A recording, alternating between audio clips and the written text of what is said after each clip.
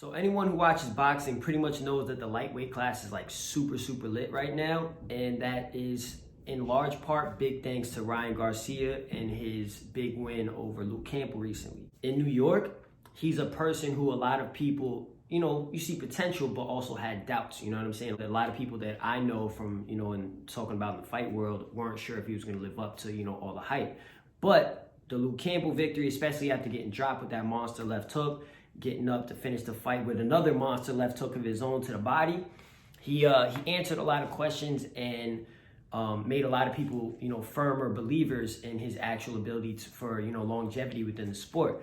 After the fight, he, just kind of turned up the heat a little bit on everyone, obviously, especially the top dogs in the weight class. He's called out, Tank. He wants the big fight with Tank.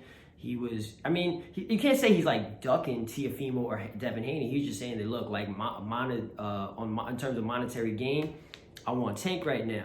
But you can clearly see 22 years old, he's not afraid of, getting the biggest and best fights and the highest paying fights and the most challenging fights. With that said, he is obviously very willing to sacrifice his own. And that's the big thing right now, in my opinion, that it could be like a turning point for boxing in a sense, because prior to Floyd Mayweather retiring undefeated, people were allowed to have losses, and not just like losses, but like they were allowed to have like a substantial amount of losses on their professional record and still get like big fights. Now, granted, you could say, well, that's still the case. Pacquiao got, several losses. Other guys who are, a certain caliber have a bunch of losses.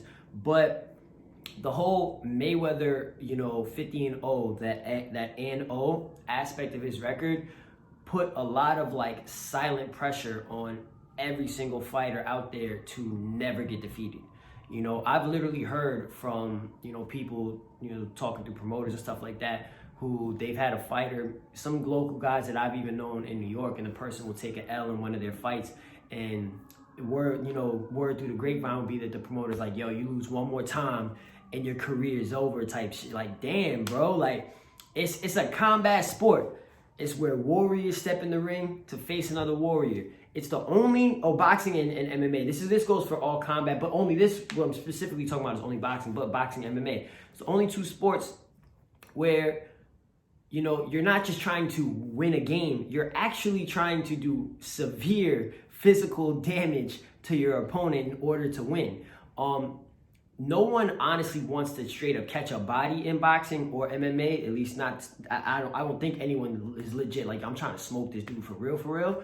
But at the same time, we are all trained in the gym to inflict severe pain. We are all trained in the gym to be a walking weapon, you feel me? We are all trained in the gym to honestly have that killer be killed mentality. You step in the ring, we all know, in reality, you could get caught with a jab, pop. Just a little jab, boom. It could do something at the right time, or the right time / wrong time, and the right placement / wrong placement. Turn something off up top, and you gone. You gone. You know what I'm saying? We're all trained in a sense to kill to a certain aspect, to a certain degree.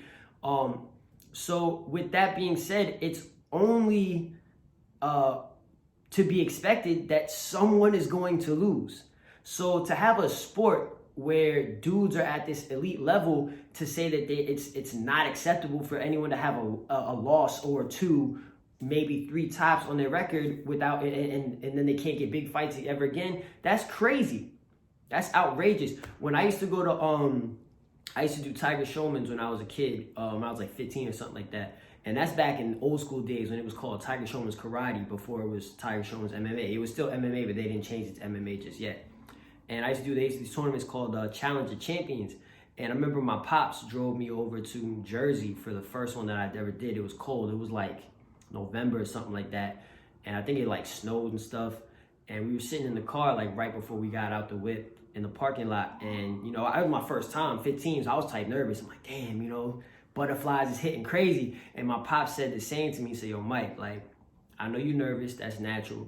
The fight has been scheduled. It has to be fought. Somebody's got to win. It might as well be you. And I've said that saying to myself before every single fight I've had ever since. It's something about that saying that just kind of like takes the pressure off a little bit and just kind of like eases my mind to let me know, like, yo, bro, no matter what happens, win or lose, someone's got to win, someone's got to lose. You know what I'm saying? So for me, the pre-Mayweather era of boxing, all the greats had losses. If you look at UFC, man, how many people in the UFC in the Hall of Fame, let's think about this, who have 4, 5, 6, 7, 8, 9, 10, 11, 12 losses on their record, and they in the Hall of Fame. The Hall of Fame. You know what I'm saying? You got dudes fighting for a world, the UFC championship, the UFC belts, with 6, 7, 8, 9, 10 losses on their record, bro.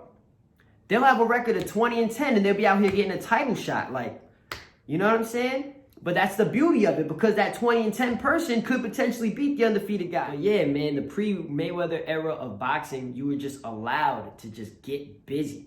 Get busy with the best without really caring about, yo, if I lose, so what? If I put on a show, I'm going to get booked for another big fight, and I could get another title shot down the road. You feel me? Another thing with the pre-Mayweather era is rematches.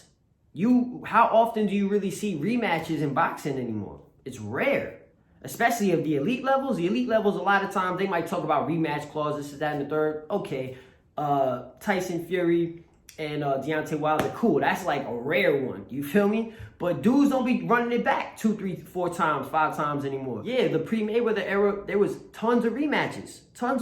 And respect to Floyd. This is no shots to Floyd. Floyd is obviously, hands down, one of the best to ever do it. But before Floyd, people weren't dodging the biggest fights. You know what I'm saying? Mayweather-Pacquiao was hyped up when I was like a freshman in high school.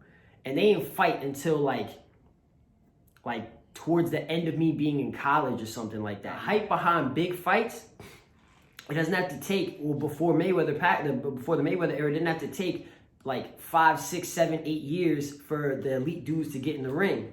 Looking at Terrence Crawford and Errol Spence. I just saw a meme on Instagram, or it was Twitter earlier today, and it was hilarious, showing Errol Spence with the super old man face, talking about he finally just got in the ring with Terrence Crawford. You know what I'm saying? There's a lot of benefits to boxing, in a sense, returning to the pre-Floyd Mayweather era. And it's interesting to see that the person who might be the one to, do that hard left turn to bring us back to the essence of it, being Ryan Garcia. Like, that's something I never expected. Like, Ryan Garcia is the one who brings boxing back, in a sense. I also heard that Ryan wants to retire by like 26 or something like that. I read that in like some ESPN article where some people were talking about it.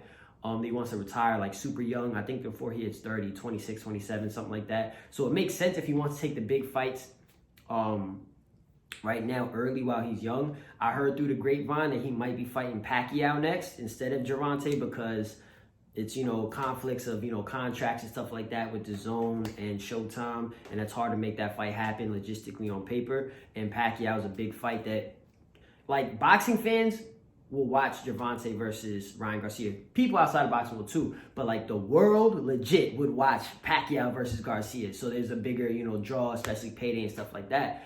But even with Ryan agreeing, potentially, it's not confirmed, but potentially agreeing to fight Pac-Man, that's a dangerous fight. Y'all could say Pac's old bubble. Look what happened with Keith Thurman. You can never sleep on Pacquiao, man. He's an explosive dude. You can never sleep on him. He's a super experienced guy. He has better defense than a lot of people give him credit for. You know what I'm saying? But Ryan, again, if it's Gervonta, if it's Pac-Man, whoever it is, he's legit bringing that essence of, bruh, I'm going to fight anyone.